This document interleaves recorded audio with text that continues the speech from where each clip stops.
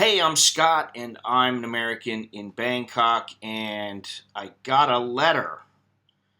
I do have a letter. I got a message from a guy, and it was referring to a video I made quite some time ago about learning to say no here in Thailand. You need to learn to say no. You need to know when to say when. And I think it's very important. And so he wrote me and he said, "Hey, I really need to learn this. You should open a school for expats that have overbearing but really hot girlfriends. Maybe a second income. Offer your service to speak Thai to expats with unruly but hot girlfriends. Teach them how to say no. The money people save will be more than 10 times your fee." Now I got to stop right there. I've often talked about this, how people will spend $3,000, $5,000, $10,000 to come here and spend a couple of weeks or a couple of months here, but yet they don't ever want to spend any money like for some kind of a membership to my site, or they're hesitant to spend money so that they can learn about a place. Not necessarily me. I know people, they won't even buy a guidebook, but yet they'll spend thousands of dollars to travel over here.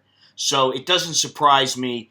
Nothing surprises me really. But anyway, he's talking about this. Oh, they'll save 10 times your fee. Also, offer a vetting service where you interrogate potential expat Thai girlfriends in 3 to 5 installments and produce a report.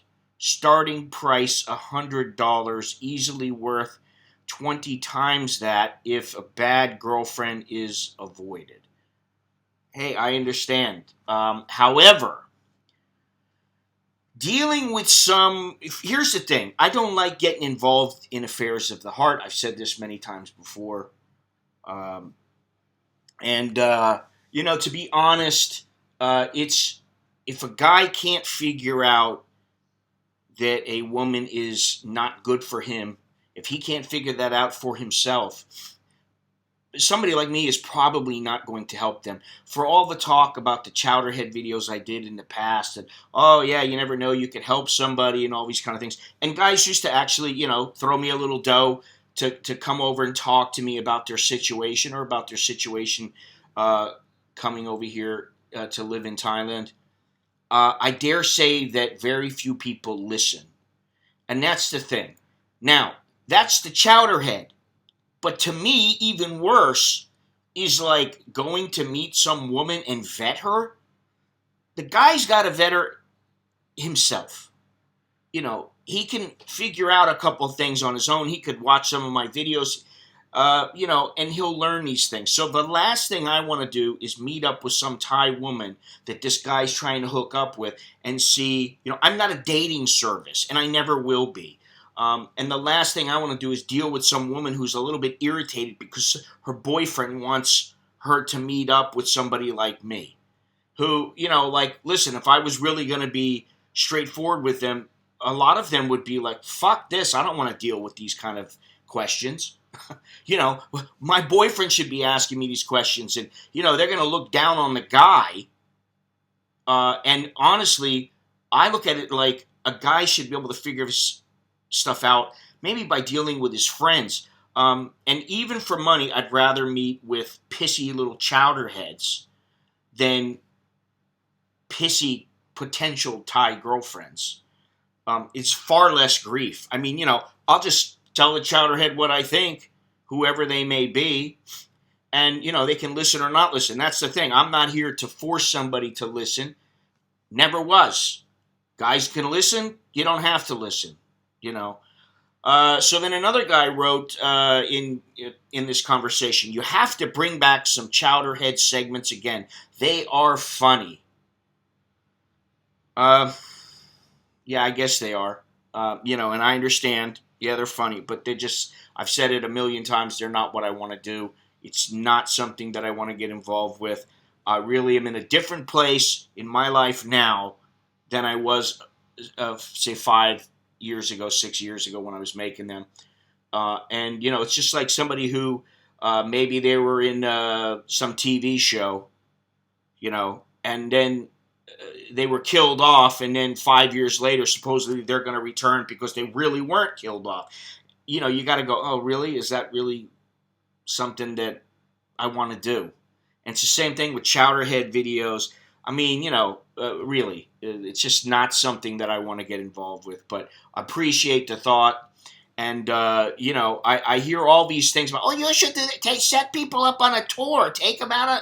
I don't want to do that. It's no offense to anybody else, but like the last thing I want to do is deal with Thai women who are wondering why in the hell their boyfriend is having them vetted by some guy who lives in Thailand. Most of them are going to be like, I don't understand this.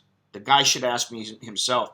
And then, the last thing I want to do also is walk guys around who I don't know and try to teach them about Thailand. I just don't have the urge to do it. If they're my friends, if somebody comes over and we're just hanging out, and it's that's one thing. But like for money, no. It's just listen. I'll meet up with somebody or whatever, and if I make a little money somehow, fine. They want to buy a shirt, fine. Whatever it might be, that's fine. But like to say to me, I want you to take me. First of all, it's illegal for me to be a tour guide here. And my wife and I had thought about a tour company for quite some time, and we just decided against it because it's just really difficult to make money. And obviously now with the COVID, forget about it. Where's the tourists? So maybe that was a good move on my part, but also I don't need the frustration and the aggravation. You get somebody coming over here. The vast majority of people that come over here that I've met are understanding, and they're willing to see things from different angles and all these kind of things.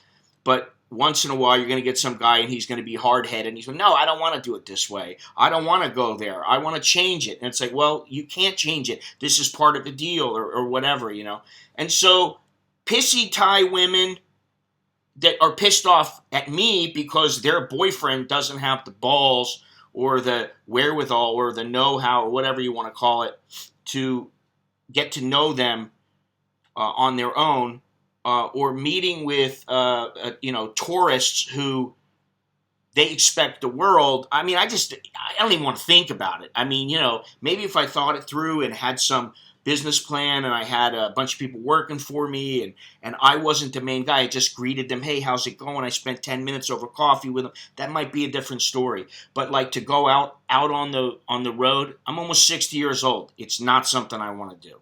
So anyway, I appreciate the commentary, and it's just like, this is the Robert that I was with in Pattaya, and he was, saying we should go into the bars, and I was like, I really don't want to go into the bars. I got no reason to go into the bars. What am I going to go in there for? You want to go into the bars? I'm not a big drinker.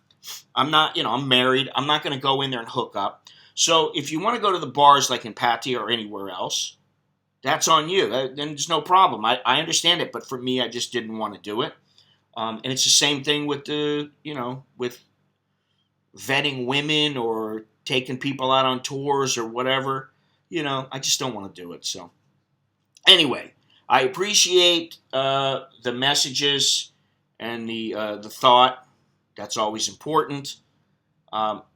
Please, if you haven't subscribed already, please remember to hit the subscribe button and the notification button. If you've already subscribed, thanks for watching. All the information is down in the description. I hope you all are well. And until next time, I'm Scott. I'm an American in Bangkok. Chok di, leo jerk and mai. That's good luck, and until next time.